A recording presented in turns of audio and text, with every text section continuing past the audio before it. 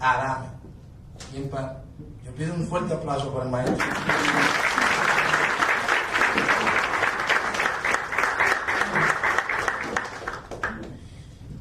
Él nos estará hablando, nos estará impartiendo la conferencia que se llama Impacto en la Democracia Dominicana de las leyes 3318 sobre partidos, agrupaciones y movimientos políticos de la República Dominicana y la ley 1519 sobre el régimen electoral. Todos los que tenemos alguna inclinación política sabemos la importancia de esas dos legislaciones. Quisiera presentar la mesa de honor, quien naturalmente la encabeza el doctor Trajano Vidal Portentini. Le acompañan en la mesa de honor el presidente del Frente Nacional de Abogados del PRD y también el recién designado secretario legal del Partido Revolucionario Dominicano.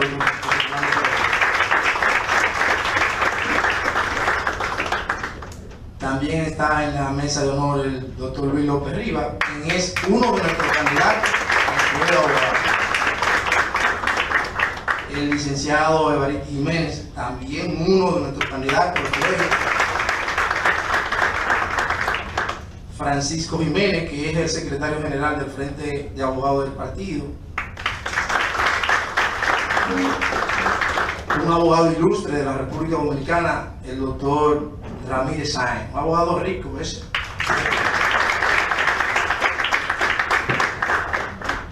El licenciado Juan Ramón Vázquez, quien sin lugar a duda ha hecho un trabajo formidable con nosotros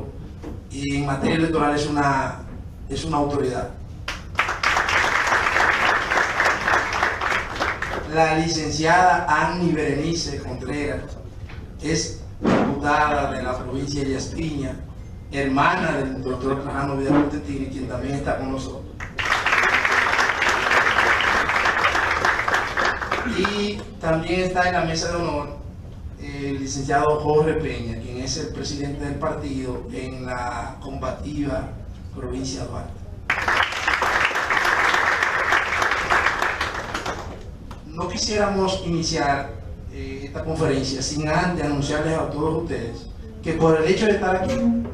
pueden apartar estas dos obras del doctor Trajano Vidal Portentini: el Código Electoral Dominicano, que es de reciente creación y lo ha puesto en circulación recientemente la Feria del Libro, y la Jurisprudencia Electoral Dominicana. Estas dos obras se las pueden llevar solo por 13,000 pesos. Tienen la facilidad de que pueden apartarla y luego a través del buen amigo Emilio Rodríguez o a través del propio Trajano Vidal Portentini o a través de mí pueden luego retirarla en la Fundación Justicia y Transparencia. Mire, decía el poeta Machado que se hace camino al andar y al andar se hace camino. Y naturalmente este abogado de la República ha hecho camino por muchos años. Trajano Vidal Portentini, abogado, politólogo y catedrático universitario por más de 29 años, se ha dedicado a la profesión del derecho, al trabajo comunitario desde organizaciones de la sociedad civil. Tiene maestrías en Derecho y Relaciones Internacionales, Ciencias Políticas, menciones de Relaciones Internacionales y Politología, en Derecho Constitucional, en Derecho Administrativo y Gestión Municipal, 1999 y 2015. Profesor investigador de la Universidad del País Vasco en el año 2005, España. Inició la labor docente en el año 1990 en la Universidad Tecnológica de Santiago, UTESA. Es el coordinador académico de la maestría en Derecho Constitucional y Procesal Constitucional de la UAS,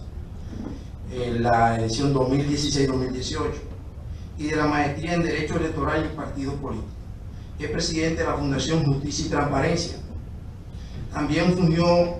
durante el periodo junio 2014-2017 como representante para la República Dominicana del Mecanismo de Evaluación a Reportes Independiente de la Alianza para el Gobierno Abierto, AGA. Fue secretario general y actual director de la Escuela Nacional de Abogados del Colegio de Abogados de la República Dominicana. Es el director de publicaciones de la Universidad Autónoma de Santo Domingo. Es autor de varias obras de derecho público, con estudios especializados en gobierno abierto y políticas públicas, transparencia e institucionalidad democrática. Es conferencista en temas jurídicos, políticos y sociales. Ha participado en congresos en México, Cuba, Uruguay, Francia, España, Colombia, Ecuador, Costa Rica,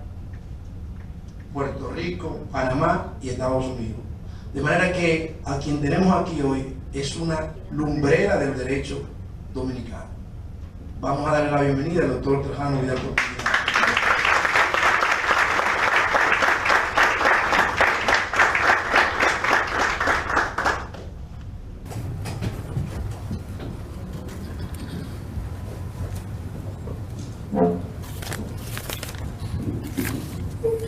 Muy buenas noches a todos y a todas. Para estar un poquito a tono con el componente constitucional. Asimismo, mi saludo extensivo a la mesa de honor que encabeza y a quien pues mi gratitud profunda y especial, José Fernando Pérez Borque, en su condición de presidente del Frente de Abogados del Partido Revolucionario Dominicano, al amigo Ramírez Sáenz, amigo de larga data, de muchos años. De igual forma, pues a mi compañero de Colegio de Abogados, ya en condición también de directivo, Luis López, y a mi compueblana, la exdiputada y política Agni Berenice Contreras, también una persona a quien conocemos por tantos años. Y a todos ustedes, de verdad que gracias por darse cita a compartir en este, que es un tema definitivamente que el de mayor preocupación para la clase política en la República Dominicana, y más que de mayor preocupación, yo diría que de una inminente obligación estar a tono con esta realidad. Hoy por hoy, esto que yo he denominado Código Electoral de la República Dominicana, pues se erige, constituye, si se quiere, lo que es una especie de Biblia que tiene todo político que observar con rigurosidad y más aún para adentrarse en su conocimiento. Y esto es el resultante de una realidad constitucional que se verifica en la República Dominicana a partir del año 2010. La nueva Constitución Dominicana supone un imperativo de adentrarnos a lo que posteriormente pues ha sido, después de 20 años de estar luchando, de estar pululando en el Congreso Nacional, el que tengamos una ley de partidos políticos que no la habíamos tenido nunca. En el 1997 se hizo una reforma inicial a lo que era el componente electoral en la República Dominicana, la ley 58-82, que era la 58-82, la anterior ley electoral, cambiada por una ley moderna para aquel entonces, y digo moderna, la 275-97, la antigua ley electoral, porque la misma trajo consigo en su artículo 110 y 111 lo relativo a el amparo electoral, que no existía incluso en nuestra legislación adjetiva en la República Dominicana. Ni siquiera pues se advertía la necesidad del mismo, sino posteriormente que la Suprema Corte de Justicia lo incorpora a través de una jurisprudencia y haciendo acopio del 25 numeral 1 de la Convención Interamericana de los Derechos Humanos. Entonces se trae el amparo en la República Dominicana, pero hay que destacar, hay que reconocer que esta ley, por demás avanzada, garantista, lo que hizo falta en el país fueron los mecanismos, el garantismo, para que la misma pues fuera concretada, fuera aterrizada, y no se pudo observar en su totalidad nunca. Pero fue una ley buena, la 275-97. Fue el único cambio que advertimos en el año 1997, donde conjuntamente desde ya se empezaba a discutir la necesidad de una ley de partidos políticos que posteriormente, ya en el año 2000, es introducida al Congreso Nacional un proyecto por el diputado de Santiago del Partido Reformista Social Cristiano, Máximo Castro Silverio, un diputado que está por ahí todavía, uno de los diputados pues más veteranos o el más veterano del Congreso. Y observamos entonces cómo en ese tránsito 1997, ya concretado con un proyecto en el 2000, hasta la fecha, hasta el año 2018, se estuvo discutiendo y vimos entonces una clase política que se mantenía renuente, apartada de dar espacio, dar cabida a que los partidos políticos, pues como órganos constitucionales que lo son en la actualidad, pues tuvieran una mecánica, un procedimiento, tuvieran ese elemento que se llama elemento legal, y es la previsión de toda esa mecánica democrática que se tenía que utilizar al interno del accionar y de la actuación de los partidos políticos. Hubo esa renuencia, no le interesó a la clase política y siempre esto era boicoteado. Ya con esta nueva constitución que proclama el denominado o llamado Estado Social y Democrático de Derecho en su artículo 7, esa constitución del 2010, pues entonces impone esa repotencialización de todo el quehacer democrático en la República Dominicana. Primero, porque hablar de esos principios, el democrático por un lado, el social y el jurídico por el otro lado, ¿verdad? Esa sinergia, esa conexión que debe haber entre estos principios, lo que te dice es que de manera instrumental todo el espectro jurídico electoral de nuestra Constitución, entonces le da un potencial sin precedente a esos tres componentes, y por eso vemos que ya la Constitución, cuando habla del principio democrático, Estado social y democrático de derecho, entonces ya pasa de lo que tradicionalmente, o pretende pasar de lo que tradicionalmente ha sido una democracia representativa, cuando le endosábamos un cheque en blanco a los legisladores y al presidente, a los alcaldes, regidores, los de juntas distritos municipales, para que nos representaran. Ya no solamente tenemos eso, ya no solo es una democracia representativa, sino que opera una especie de tránsito de democracia representativa a participativa. Entonces aparecen ya en la Constitución,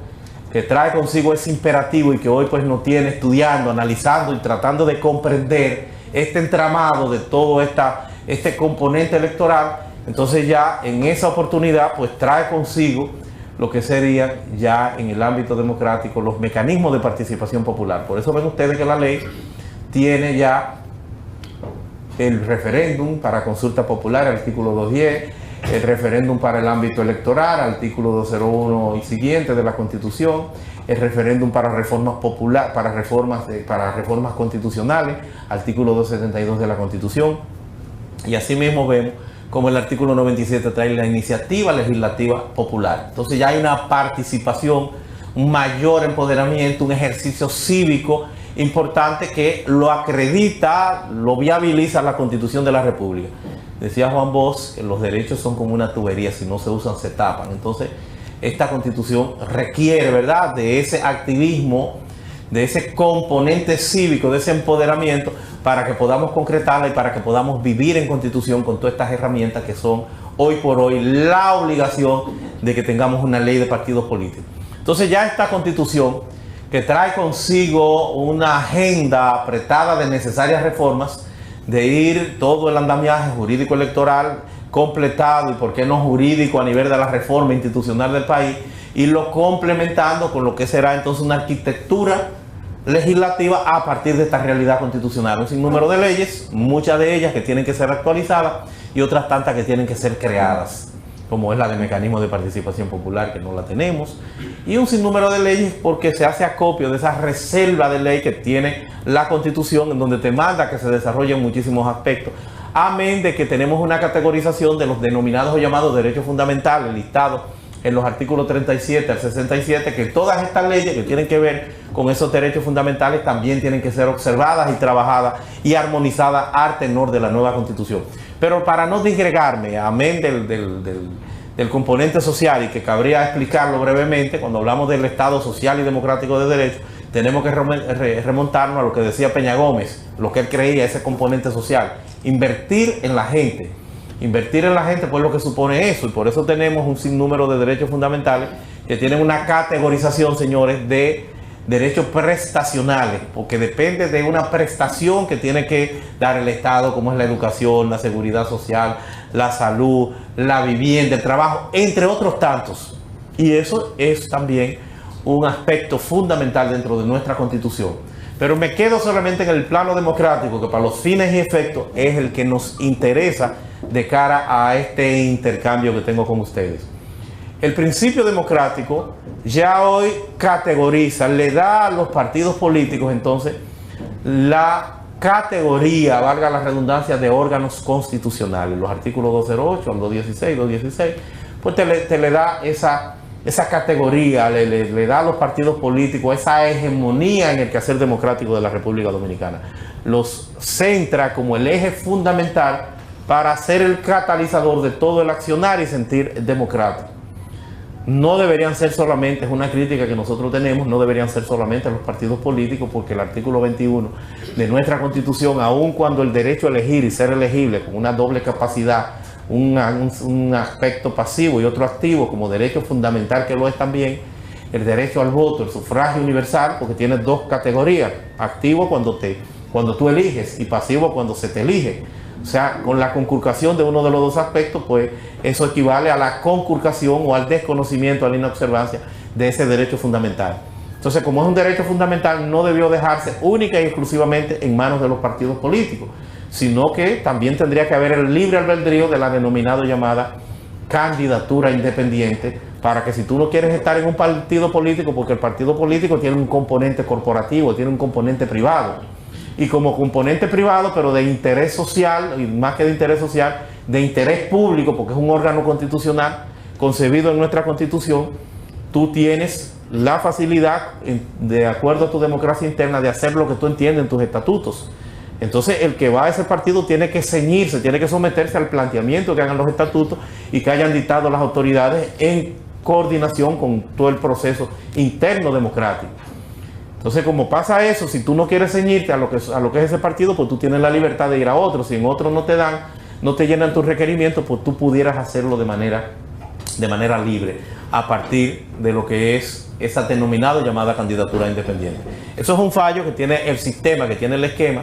porque aun cuando hablamos de candidaturas independientes, en la práctica vamos a ver que son inexistentes. No existen, y lo vamos a ver más adelante, porque el artículo 147 y siguiente a la ley electoral plantea en qué forma las mismas se van a dar, y vamos a ver que es impracticable y que todo se reduce o queda hegemónicamente en manos de los partidos políticos. Pero lo cierto es que el derecho al voto, no solamente, y que es el eje central de todo este proceso, no solamente es un derecho de ciudadanía, como lo pauta el artículo 21 y siguiente de nuestra Constitución, sino que además es un derecho fundamental, y es un derecho fundamental porque en el entorno sistémico de la Constitución y en una interpretación que ha hecho el Tribunal Constitucional de la República Dominicana, se ha decidido, se ha determinado, lo ha interpretado el Tribunal Constitucional de que el mismo es un derecho fundamental. Pero es el derecho al voto en elecciones nacionales, es el derecho al voto en la participación democrática de los asuntos estatales. Y lo ha definido el Tribunal Constitucional en ocasión de que nosotros los abogados, el Colegio de Notarios, algunos abogados, han tratado de buscar un amparo en razón de que su derecho a votar en un proceso eleccionario interno del Colegio de Abogados, de los notarios, hay que permitírselo, y aún sin pagar tenían que darle la oportunidad de que votaran. Pues el Tribunal Constitucional dijo no, ese derecho al voto en un gremio puede ser desarrollado, puede ser coartado, porque es un derecho no fundamental, sino un derecho estatutario de una situación en particular, en este caso de un gremio. Pero se encargó de deslindar y decir, bueno, el derecho al voto es un derecho fundamental en el entorno democrático, decidiendo en referéndum, decidiendo en plebiscito, que es otra de las figuras que se enmarcan dentro de los mecanismos de participación popular, en cualquiera de esos ámbitos que tú decidas en los asuntos electorales del país, en la participación política, dentro del esquema democrático. Entonces sí, ahí estamos hablando de un derecho fundamental. Amén de que tenemos también un amparo electoral, y si existe un amparo electoral, estamos entonces en presencia, un amparo electoral, estaríamos entonces en presencia de un derecho que tiene que ser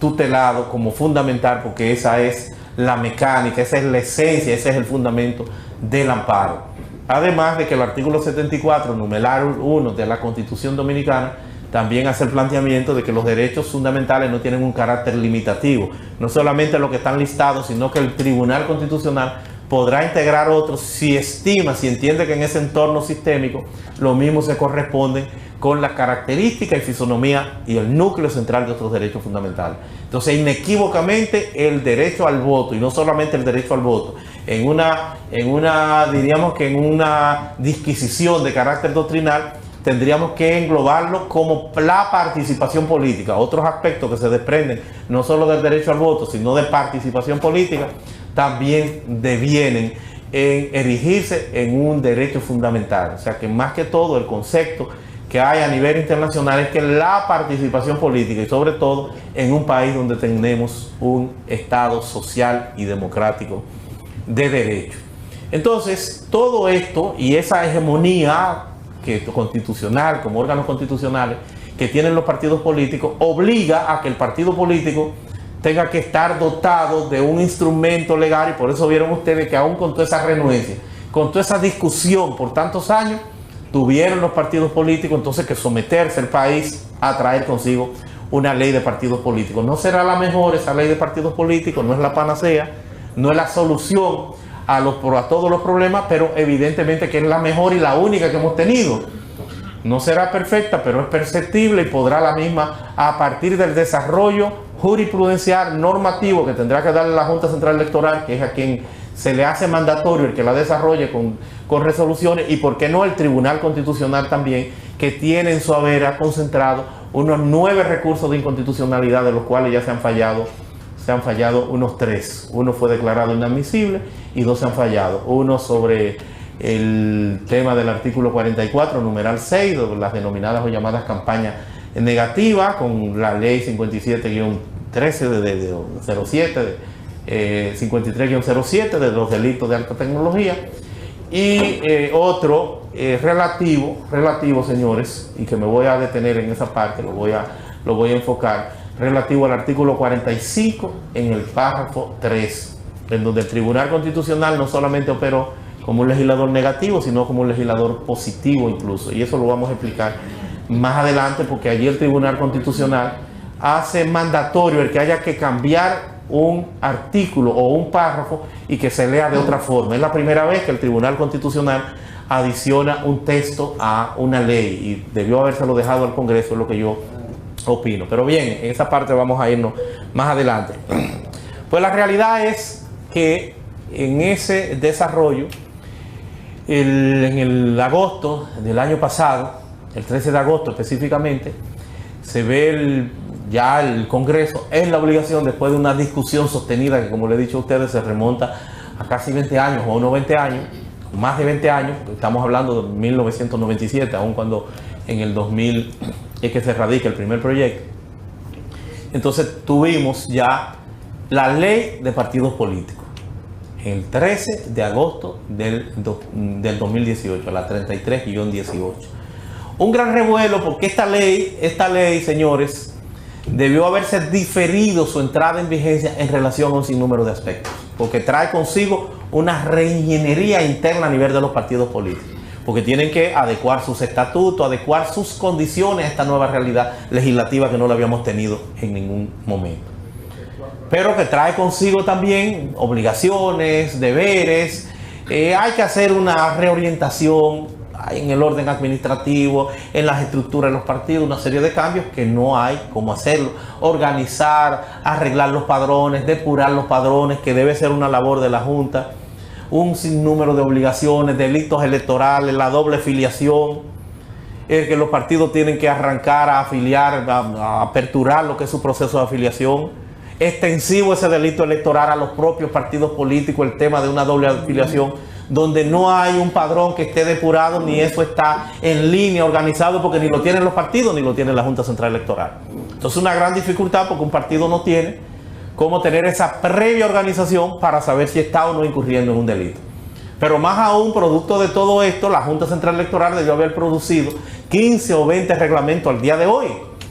Reglamentos que no ha hecho y que son necesarios para desarrollar un sinnúmero de aspectos que están considerados de cara a este proceso electoral, que además también se adicionan las denominadas o llamadas elecciones primarias del 6 de octubre. Entonces adicionan un proceso eleccionario con una categoría igual que si fuera una elección nacional. Pues todo esto causa grandes inconvenientes a nivel de los partidos políticos. Si nosotros observamos por un lado, vamos a ver que los partidos, aquí a la hora de tú hacer una verificación, tienen unos 20 millones de electores registrados en sus padrones, si tú coges y los cruzas todos. Pero va a decir, bueno, pero la Junta dice que el censo de población y vivienda, que hay nada más 10.5 millones de habitantes, pero más aún la Junta dice que en la actualidad hay 7.439.000 electores y que van a llegar entre 7.5 y 7.6 al 2020 con edad de votar. Ese va a ser el número final del padrón electoral, unos 7.5 y algo. Es la proyección que hay a partir de las estadísticas y los datos que ellos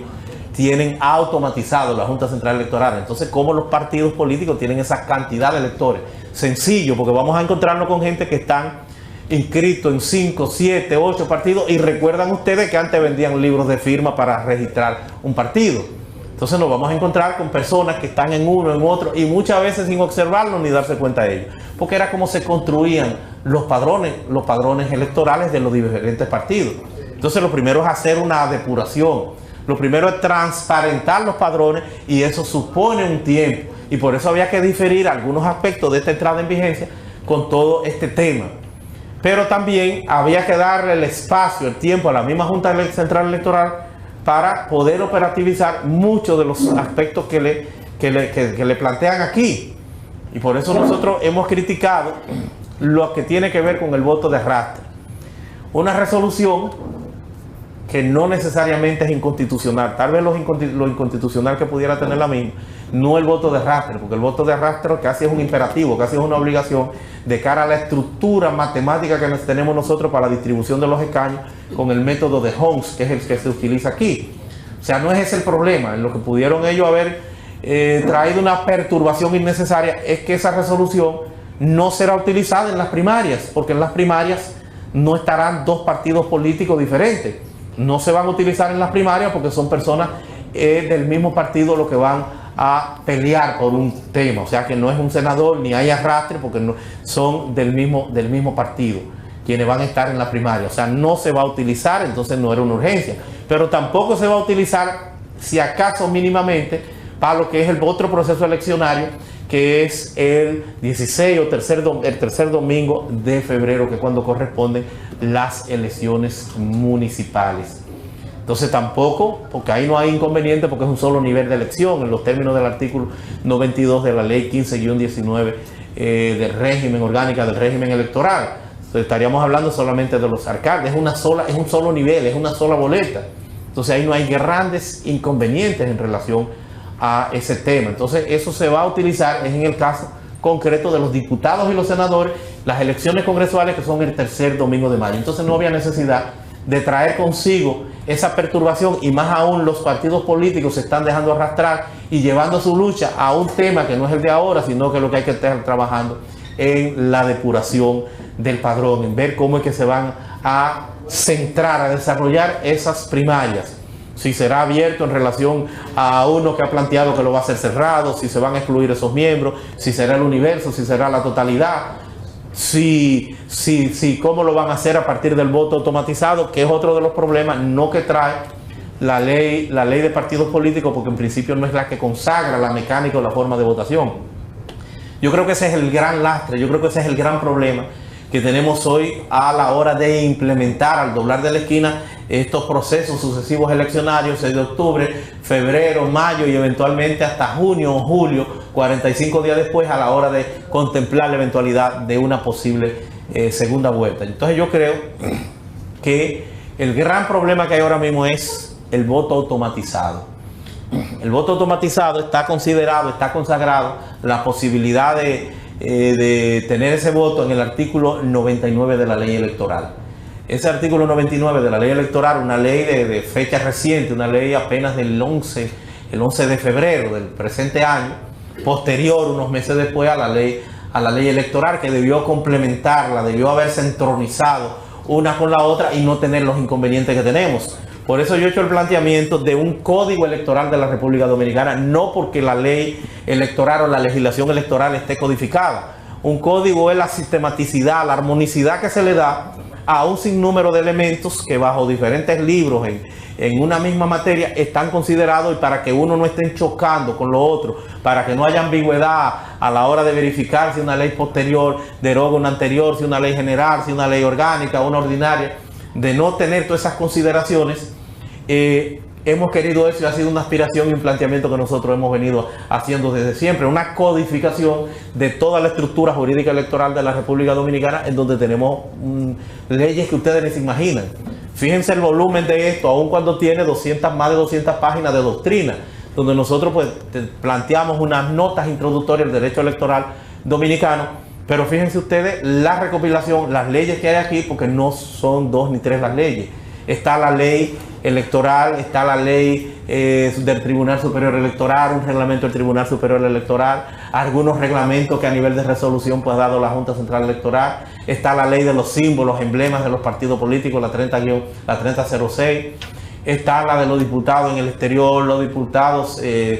nacionales, está lo que tiene que ver con la Junta Central Electoral en relación a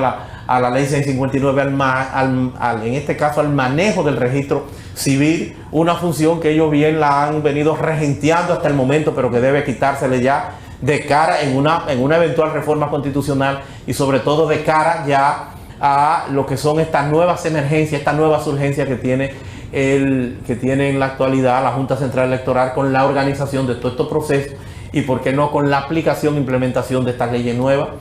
Entonces eso es una parte que también se configura como el componente electoral, porque no tiene razón de ser eso que le pasó a Balaguer en un momento a la Junta con la ley 55, lo de las cédulas y demás, no tiene razón de ser que lo maneje la Junta. Yo creo que eso hay que unificarlo con pasaporte y hacer una dirección general del registro civil e identidad, porque cédula y pasaporte son 2 documentos homólogos. Eso habrá que quitárselo en una eventual reforma a la Junta Central Electoral para que pueda entonces dedicarse a organizar todo lo que supone todo este proceso electoral. Entonces el voto automatizado, señores, viene consigo en el artículo 99. Cabe acotar que estamos hablando de un voto que está divorciado del contexto general de la ley. La ley no está concebida en su gran ámbito, no está concebida para voto automatizado, para un voto semielectrónico. Digo semielectrónico porque no conjuga todas las características de un voto electrónico, sino que hay una intermediación entre lo que es el voto electrónico y el automatizado. El voto electrónico está conectado a un cerebro central en la Junta Central Electoral donde van todos los votos. El automatizado no está conectado a nadie, es una intermediación como lo que se intentó hacer con los escáneres, en donde de manera automática tú depositas un voto y después que ha depositado el voto, entonces en los diferentes niveles de elección, entonces tienes que imprimir una boleta electrónica y que vas a meter en una urna. O sea que solo es una intermediación que le va a costar al país en la actualidad unos 20 millones de dólares, y si a eso le sumamos los 40 millones de dólares que costaron los escáneres y que cuestan todos los meses millones de pesos solamente por el almacenamiento. Entonces eso es el voto automatizado, es esa intermediación que se da en ocasión de todo este proceso y que tiene el inconveniente de que somos medio analfabeto tecnológico, y siendo analfabeto tecnológico, entonces vamos a ver cómo habrán muchos votos nulos o cómo estarán muchas personas enchivadas en ese proceso de esa automatización. A la hora de ir a verificar eso, solamente tendríamos que decir que con las boletas físicas son muchos los votos nulos que se dan. Imagínense ustedes con un voto automatizado donde nosotros que pudiéramos decir que somos como clase media, como abogados, somos una élite intelectual, cuando vamos a un cajero en un banco, tenemos inconvenientes y a veces se nos quedan con la tarjeta porque no tenemos la habilidad de lograr. Pero el loto pues servirá en lo sucesivo tal vez para una especie de, aunque no lo opera uno directamente, pero el loto pudiera ser un ejemplo para ir educando, para ir preparando a la gente, porque no lo está haciendo la Junta Central Electoral. Entonces ese voto automatizado va a tener esos inconvenientes que se dividen en niveles y que tenemos 4 niveles de elección, dice el artículo 92. Uno para los senadores y diputados al Parlacén, otro para los diputados y senadores, y uno para senadores y diputados al Parlacén, otro para los diputados, otro para los alcaldes y regidores y otro para el componente o el nivel presidencial. Entonces, si no tuviéramos un voto automatizado, tal vez no estuviéramos discutiendo el tema del voto de arrastre, porque lo que pasa con el voto de arrastre, que por demás, reitero, es necesario en el contexto de la ley. El voto de arrastre, que está vigente en la ley electoral, está vigente porque hace acopio de la 157-13, que es la que instituye el tema del arrastre en la República Dominicana, o más que el del arrastre, en la forma que se dará el voto preferencial a la hora de considerar o de verificar el arrastre, que viene a atenuarlo, a mejorar, está todavía vigente. Y también el artículo 104, en el numeral 4, habla de los votos del partido. Pero entonces nos encontramos que al meter el voto automatizado no tenemos la sábana que tradicionalmente hemos manejado, donde está el hacho, donde está la estrella, donde está el gallo, donde está el dedo del PRM, donde están los partidos. Entonces no hay un voto del partido que se dice que se sumarán al senador. Pero ¿para qué se necesita el arrastre? Bueno, es que en el método de Hon, señores, perfectamente puede salir un diputado que ha sacado menos votos que otros diputados, porque la democracia persigue que haya una representación, que haya un equilibrio. Por ejemplo, un diputado del partido mayoritario saca 200 votos del Partido de la Liberación Dominicana. El segundo diputado del Partido de la Liberación Dominicana saca 175. Nos vamos a ver que por el otro lado uno del PRD saca 100 o 100,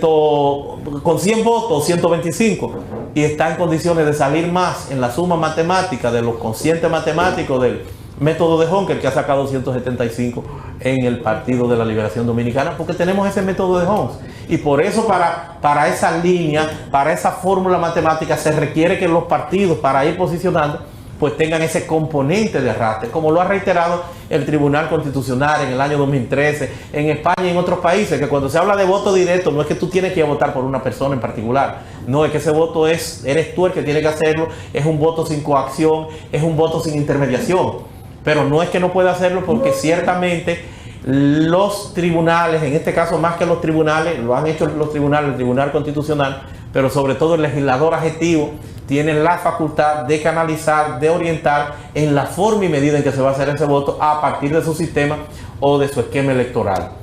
Entonces nos encontramos con algunas disposiciones, algunas incongruencias que trae la ley electoral y que no están contenidas en la ley de partidos políticos o que chocan con la ley de partidos políticos. Por eso hubiese sido lo saludable la aspiración que nosotros tenemos de que existiera una codificación donde nos sentáramos a discutir todo esto y agruparlo en un solo libro. Ahora no, ahora tenemos una cantidad dispersa de leyes que nosotros lo hemos agrupado aquí, entonces para darle la connotación de Código Electoral de la República Dominicana. En otro lado se llama Código de la Democracia, porque sí lo tienen unificado. Entonces eso es en relación al voto de arrastre. Pudiéramos decir, bueno, que la ley de partidos políticos tiene algunos avances como la cuota de género. La cuota de género, la cuota de la juventud, que harán irrecibibles las candidaturas que puedan ser sometidas sin que se observe esa cuota de género, artículo 53 y siguiente, de un 40% mínimo para las mujeres, un máximo de un 60%, pero un 40% mínimo, un 10% para los jóvenes y un 20% las reservas de las candidaturas de los partidos políticos que podrán hacer las cúpulas de los partidos reservarse. En este caso las reservas andarán por el orden de 823 candidaturas, porque estamos hablando de 4.100 y pico de puestos electivos que estarán en juego. O sea, las reservas constituyen el 20%, que son 823 candidaturas de conformidad con los datos de la Junta Central Electoral. Entonces es una mala noticia, porque ustedes, los que van a la calle, los que trabajan política, solamente estarían trabajando por un 30%, un 10% para los jóvenes, un 20% para los partidos y un 40% para las mujeres. A nosotros los más viejos debieron tal vez habernos reservado también un 8%, un 15%, porque es a partir del segmento poblacional que representamos. Si fuéramos a hablar de esa denominada llamada discriminación positiva, que es lo que ha llevado a que la juventud y las mujeres se le dé ese privilegio. La cuota de la mujer tiene en el orden práctico el siguiente inconveniente, y es que lamentablemente en la República Dominicana la forma en que está concebida el desarrollo a la hora de hacer política no está previsto para que la mujer pueda tener esa libertad y pueda tener esa gran participación. Amén de que aun cuando son el 51.2 en la actualidad del padrón electoral, tienen el inconveniente de que en la participación activa no lo hacen igual que los hombres, porque la mujer es más sacrificada que el hombre. La mujer trabaja, la mujer estudia, la mujer aporta en igualdad de condiciones del hombre, y aún más es el ama de casa, que es el gran trabajo. Tiene que estar encima de las tareas, tiene que estar encima de la educación, tiene que estar formando, tiene que administrar la casa, que es el gran negocio. Por eso el matrimonio es un contrato de empresa, Es un contrato de sociedad asimilable a una empresa y por eso están los regímenes dotales, porque le corresponden dotales, el de comunidad de bienes y otros tantos porque, con separación, porque a la mujer debe corresponderle, y lo vino a certificar la ley 89-11. A la mujer debe corresponderle la mitad en igualdad de condiciones que el hombre, porque se sacrifica tanto como el hombre. Es un error cuando el hombre dice, bueno, pero era yo el que trabajaba, era yo el que llevaba el dinero. No, ese sustento es producto de ese sacrificio de la mujer. Entonces la mujer no está configurada porque tiene menos tiempo para tener una participación activa que le permita llenar ese 40%. Un 40%, señores, que dice el artículo 24, numeral 6, que no solamente, y en eso se perdieron los partidos políticos, o numeral 6, no solamente, señores, es para los cargos a puestos electivos, sino también en las estructuras internas de los partidos políticos. O sea que es una responsabilidad que esa cuota de ese 40% sea observada a nivel de los partidos, pero hay el problema que si aquí nosotros observamos no está un 40% de mujeres, no hay ni siquiera un 30%, porque la mujer no participa en igualdad de condiciones que el hombre, porque tiene más ocupaciones y tiene más problemas. Y más aún porque la forma de hacer política, de beber en los barrios, de irte donde los tigres, de estar a las 2 de la mañana jugando dominó, no se lo vas a permitir a una mujer tuya, porque si te llega a la casa a esa hora bebiendo romo con los tigres, estaba pegando cuernos.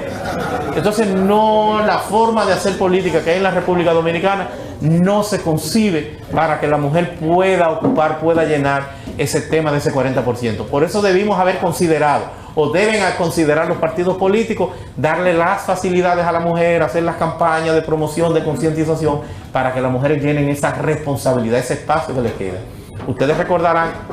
el Partido de la Liberación Dominicana, en su proceso de alianza en el año 2016, exigía que fueran mujeres o candidaturas de mujeres para poder cubrir esa cuota de género que anteriormente era de un 33%. Entonces tiene el inconveniente de que te devuelven la boleta completa. Tú llevas la boleta y te dan 72 horas para que cubras y busques a la mujer. Entonces eso ha traído consigo que tengan que salir a buscar mujeres, a conquistar mujeres que no están en el activismo, y que tenemos un sinnúmero de personas que aún sin tener esa vocación pues han salido. Y hay un caso muy curioso ahí de un partido minoritario que no encontraba una mujer y se para en una fritura en Tabar arriba y pregunta, mire, ¿de quién es esa fritura? Porque ven la fritura muy concurrida. Dicen, bueno, esa fritura es de Nena, pero esa mujer tiene que ser entonces popular. Hablan con Nena y efectivamente Nena es una de las regidoras que tiene ese partido minoritario. Y así los sucesivos y tantos casos que se están dando. Entonces las mujeres tienen que propiciar un espacio, un escenario de concientización, de promoción, para que puedan llenar ese porcentaje que aún cuando se ha planteado en la ley electoral, la consigna en principio, la ley de partidos políticos, pero la ley electoral dice que es de la propuesta nacional, tratando de atenuar o de aliviarle la carga a los partidos para que ellos pudieran, los partidos políticos, seleccionar y no darla, sino de la propuesta nacional, darla a nivel general. Y decir, bueno, te voy a dar en Elías Piña, que no gano, te voy a dar en Tarcito, te lo voy a dar de los cargos mínimos, como son las juntas distritales. Pero aun cuando plantean eso en el artículo 136, no pueden, a la hora de tratar de concretar eso, que lo hicieron con toda la mala leche del mundo, no pueden observarlo, no pueden salirse con la suya, porque resulta que es propuesta nacional, pero tú no llevas una propuesta nacional, tú llevas una propuesta segmentada por la Junta Municipal, y en cada Junta te van a verificar, no de la propuesta nacional, sino de la que tú has llevado, que se observe ese 40%. Entonces no podrá burlarse de eso. Pero son espacios, son puestos que también tendrán que considerarse a nivel de los puestos o los esquemas dirigenciales internos de los partidos. Esa mesa tiene apenas un 8% de mujeres. Entonces todo eso tiene que ser reevaluado y reconsiderado de cara a esa nueva dinámica. Amén de que la Constitución, en el artículo 273, también hace el planteamiento de lo que es el lenguaje del género, pero extendido a las mujeres, no el enfoque que le estaría dando el Ministerio de Educación, que incluye ya otros aspectos de considerar el tema de la homosexualidad como parte integral de irla preparando, enseñarle a unos muchachos. Y es lo que se está cuestionando, amén de los derechos que se puedan tener, pero la Iglesia creo que ha sido objetiva y que es parte de ese seguimiento. No es a ese aspecto de género a que hace referencia la Constitución, sino que ese es otro componente entronizado para el tema de la educación básica. Entonces, señores, esos son de los componentes que nosotros tenemos que observar en lo que es esta nueva realidad de que ya ustedes tienen un sinnúmero de derechos, que muchos de ellos habrá que ver la mecánica, la garantía para que los mismos puedan ser observados, una jurisdicción especializada que tendrá que ser también revisada, porque hasta ahora, como es parte del Ministerio Público y la Constitución tiene un solo Ministerio Público, ese Ministerio Público entonces tiene que depender de ese Ministerio Público que, valga la redundancia, es directamente compromisario de lo que es el gobierno, porque es el presidente quien lo nombra. Entonces tendrá que haber un Ministerio Público posteriormente especializado en materia electoral para que pueda tener mayor garantía y estar fuera de la sospecha con un tema como este, que es el acceso al poder. Pero trae consigo una cantidad apreciable de delitos electorales, entonces hay que tener cuidado. Todo lo que se puedan ustedes imaginar es un delito electoral, y hay unos entonces que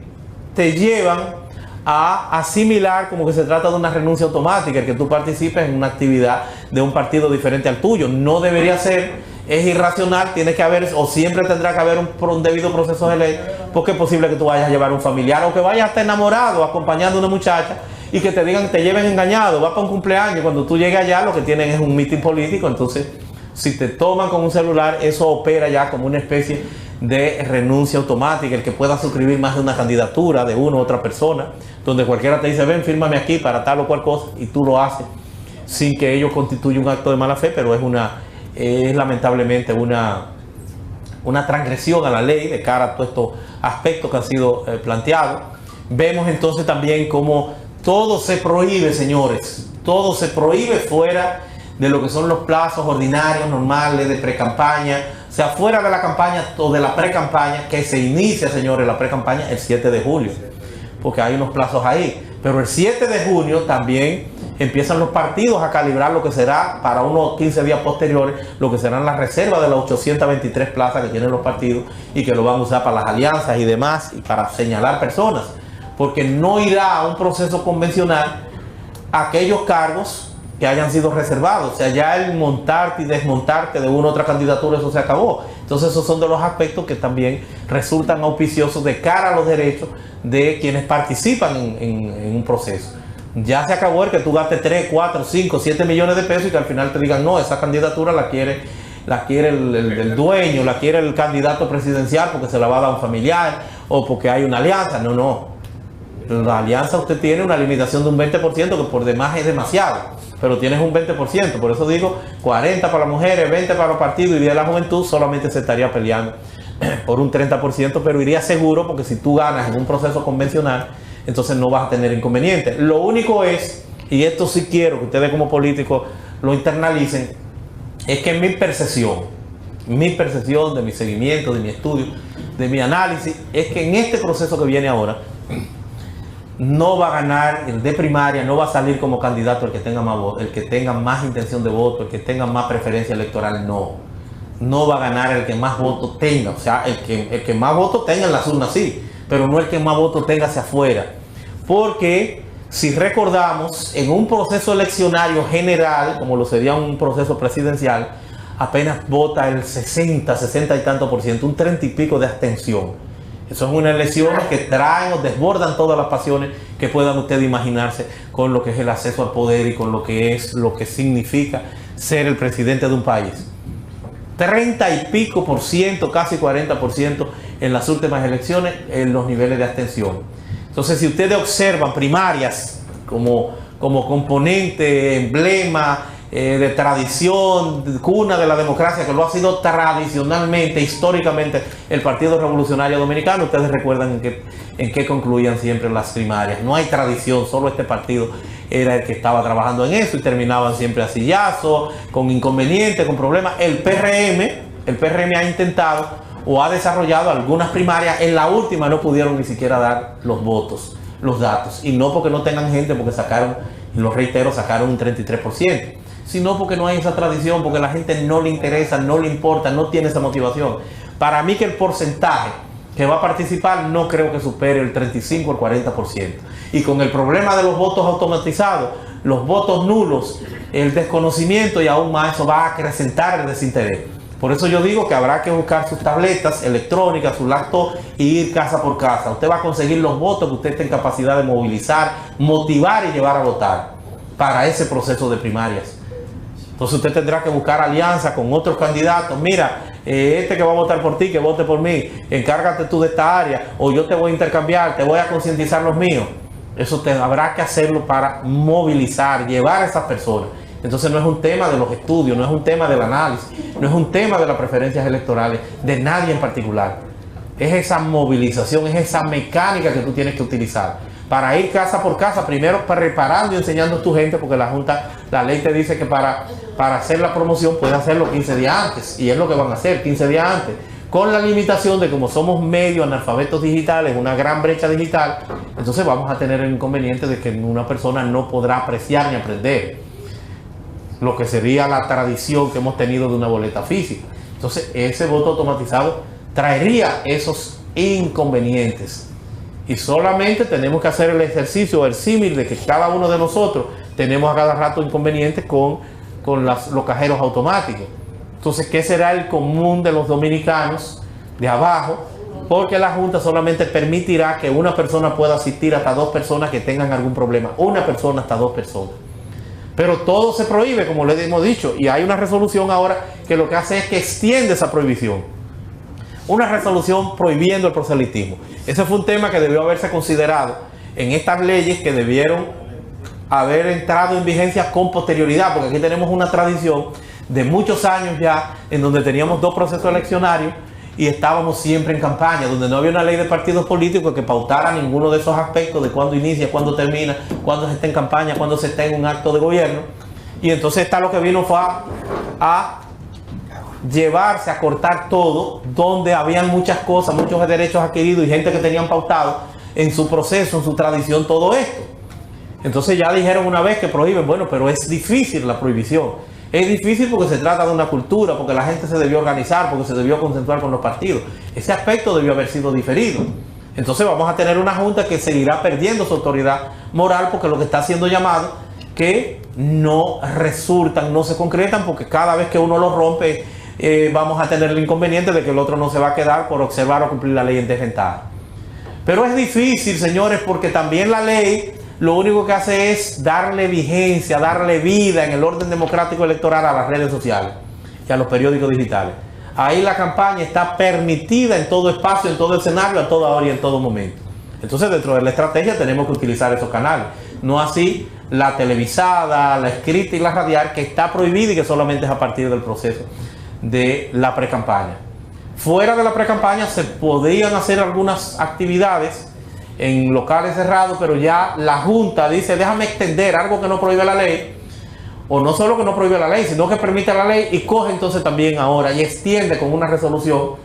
y extiende entonces el proceso de prohibición y dice, no deben hacerla ni en los locales cerrados, y empieza a llamar la atención y lo extiende también a actividades de gobierno que no necesariamente están conculcando lo que es la esencia o lo que es la disposición de la ley electoral o de la ley de partidos políticos con la prohibición, porque no son alusivas, aun cuando desbordan y pueden hablar de reelección, desbordan las expectativas, pero hay ese inconveniente ahora mismo, y es una resolución entonces que tiene que analizar, que tiene que estudiar la Junta, y debió haber tal vez permitido que todo esto siguiera su cauce en relación a lo que dispone la ley, en donde, reitero, se prohíbe todo. La Junta dio un reglamento en diciembre, en donde también hace extensiva un sinnúmero también, señores, de prohibiciones a otros ámbitos que resultan entonces inmanejables de cara al desarrollo de una campaña. Ni en pre ni fuera de campaña. No se puede pasar con un meeting a 200 metros de una iglesia, de un cuerpo de bomberos, de un colegio, o sea, con una marcha. Entonces, toda esa prohibición en un país donde cualquiera se le ocurre poner en cualquier esquina una iglesia, donde hay hasta de vudú, de magia negra, en los Alcarrizos y en otros lugares, dentro del ámbito de la libertad de culto, entonces no puedes tú, sin hacer un levantamiento, sin institucionalizar, sin ver cuáles son las iglesias que tú vas a estar organizando en esto, no puedes tú hacerlo. Pero sobre todo, señores, como estamos hablando de ley, ahora se impone. Lo primero que tiene que tener cualquier candidato es un equipo jurídico, porque por cualquier cosa te pueden inobservar, que tú has inobservado, te pueden meter preso o te pueden anular una candidatura. Entonces es indispensable hoy que se cuente con un equipo jurídico, amén de que estamos en la apertura de una jurisdicción especializada que traerá consigo, señores, esa jurisdicción especializada en la República Dominicana, traerá consigo una cantidad apreciable de casos que tenemos nosotros que abordar. Y no solo que tenemos nosotros que abordar, que ahí viene también un problema, y son de las cosas, porque no vamos a tener el tiempo, ya casi concluyendo, no vamos a tener el tiempo de abordar o de todo lo que nosotros hemos hecho y plasmamos, explicamos aquí en los libros. Vamos a tener entonces el inconveniente y que tendremos que en alguna forma también hacer un cambio, y es la unificación de las elecciones. Es inmanejable, y ojalá después que el PLD resuelva su problema interno como partido hegemónico y que tiene una gran cantidad de los diputados, de los legisladores en el Congreso, se pueda contemplar en hacer una reforma constitucional que no esté bajo ninguna sospecha, y en esa reforma constitucional conscientemente cojamos nosotros y unifiquemos las elecciones. Eso es inmanejable. Unifiquemos las elecciones, que ahora vienen a agravarse porque ahora tenemos una primaria que impone la ley el 6 de octubre, entonces tenemos otras elecciones que quisieron unificarse, pero no la unificaron nada, porque dejaron las municipales en un tiempo mínimo, febrero, y ya en mayo estamos armando de nuevo en lo que quitamos, montamos con anterioridad y posterioridad en lo que son los edificios públicos, las escuelas. Es una dinámica que nos va a traer inconvenientes, pero nos va a traer tanto inconveniente, y lo digo desde hoy, lo pueden ustedes anunciar si eso no logra unificarse, las municipales con las congresuales, y es que, señores, aquí no hay tradición de perder y de asumir eso sin una depresión, sin un problema profundo, sin un problema grave.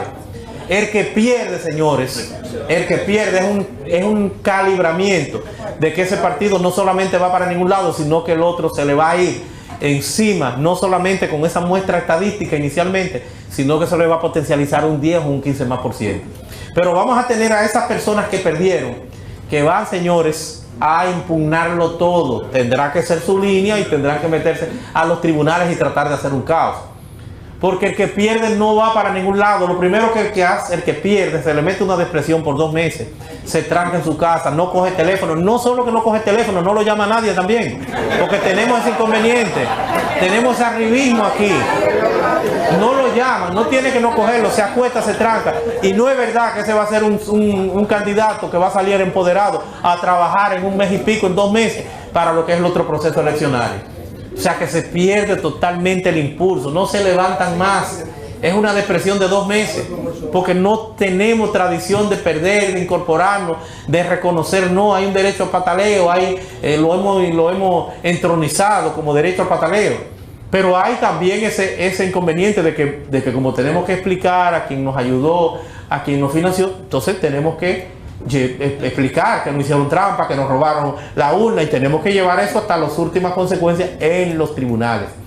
Entonces ese es un vicio que tiene nuestra democracia y que va a traer muchos problemas, muchos inconvenientes. Entonces tenemos una jurisdicción electoral que vamos a ver entonces cómo lamentablemente pudieran desvirtuarla. Yo vi un caso recientemente insólito, porque en contra de este partido se estaba haciendo el planteamiento de un secuestrario judicial. Señores, un partido político no es una empresa, un partido político no es un negocio. Un partido político tiene de cara a la democracia, a su interés público en condiciones de órgano constitucional. No se puede dejar desbandada. Un partido político es un catalizador de todo el quehacer democrático, de un segmento de una población, aun cuando tienen una naturaleza en principio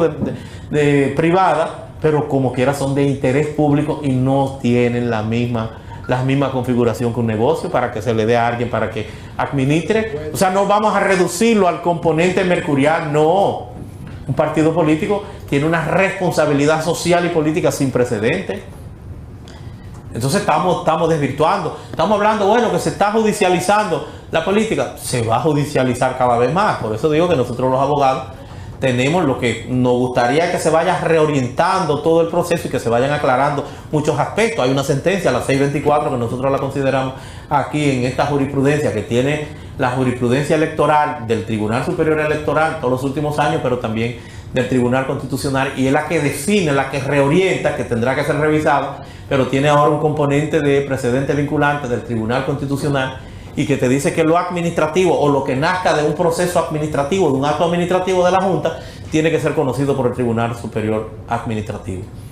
Entonces estamos hablando que queda descabezado, queda desmembrado en muchos de los aspectos de su competencia ese Tribunal Superior Electoral. Eso tendrá que cambiar, porque hay mucho de todos estos procesos, de todos estos conflictos, de que aun cuando estén generados en un acto administrativo como órgano constitucional, como órgano de la administración pública, que lo es la Junta Central Electoral, si la base es un derecho fundamental en ocasión de un conflicto interno, yo soy de lo que estima, entiende, que deberá ser conocido, manejado por el Tribunal Superior Electoral. Ahora, tenemos una sentencia del Tribunal Constitucional que dice que no es así, y es vinculante, y es lo que hay que orientar, es lo que hay que verificar a la hora de usted erradicar una demanda. Señores, son muchas las cosas que se quedan, el tiempo no es, tendremos que considerar posteriormente algún taller especializado de varias horas para entonces ver en detalle todos estos aspectos que trae la ley. Se nos ha acabado el tiempo. Yo lo que sí le voy a decir que lo que he querido es llevar tal vez la confusión, la preocupación ante ustedes de que esto requiere un análisis profundo, un estudio, estar al día a día con esto, porque de esto depende una candidatura por los tantos aspectos que se presentan hasta de manera irracional. El uso de los recursos del Estado en cualquier oportunidad, en cualquier ocasión, en un proceso, en una reunión, eso solamente sirve para, lo cual es una irracionalidad, solamente eso sirve para lo que sería entonces anularte una candidatura. Porque tú como candidato no tienes que ver que alguien que tenga un vehículo de un ayuntamiento vaya y lo pare en el frente. Entonces por eso tú tienes que tener un equipo jurídico que esté buscando, que esté verificando para ver dónde está permitida la campaña, dónde no. Hay muchos aspectos que ya se han considerado y se han definido, como el tema de que tú no podías ni siquiera en redes sociales, lo cual era una irracionalidad, como hay otros temas que son irracionalidades dentro de la misma ley, de la ley electoral, pero la de partidos políticos te hicieron el cambio ya, el Tribunal Constitucional, porque te decía que si tú en un concepto indeterminado, una campaña que pudiera percibirse de negativa en contra de una persona, o sea que tú no tienes definición, ¿sabes lo que es? Te lo asimilaban como un delito y te llevaban entonces a la ley de delitos de alta tecnología para meterte prisiones exorbitantes por un tema que no se puede jugar, porque estamos en presencia del artículo 49 de la Constitución, que es de expresión y difusión del pensamiento, y más aún, señores, también otra irracionalidad, ese fue declarado inconstitucional, que trae el artículo 283, 284 de la ley electoral, y es que constituye un delito electoral también una campaña difamatoria que tú mandes por Facebook o que compartas una campaña negativa o campaña sucia, una denominación que le dan ahí, en contra no de todo el mundo, sino de un político, de alguien que trabaja con el político, de un candidato, o el que trabaja en un candidato, con penas de 3 a 10 años, donde aquí por un homicidio, por complicidad de homicidio, 10 años por delitos graves. Entonces eso es irracional. Esas son cosas que tendrán que irse revisando en el proceso, en el desarrollo de todo este componente. Vamos a dejarlo ahí y entonces, bueno, que ya ustedes decidan, determinen si hay algunas preguntas, participaciones, correcciones. Nosotros no tenemos verdad absoluta en ninguno de los planteamientos que hemos hecho aquí, sino que es más o menos mis ideas para entonces entrar en ese proceso de reflexión y que puedan ustedes como partido pues ir, en este caso Perebor, que al frente no solamente del frente, sino también de la Secretaría Legal, pues que pueda disponer de cuál será la preparación, porque tendrán que ser abogados ahora a quienes corresponderá regentear todo este proceso, no solo como delegado, sino los equipos para defender la candidatura de su partido.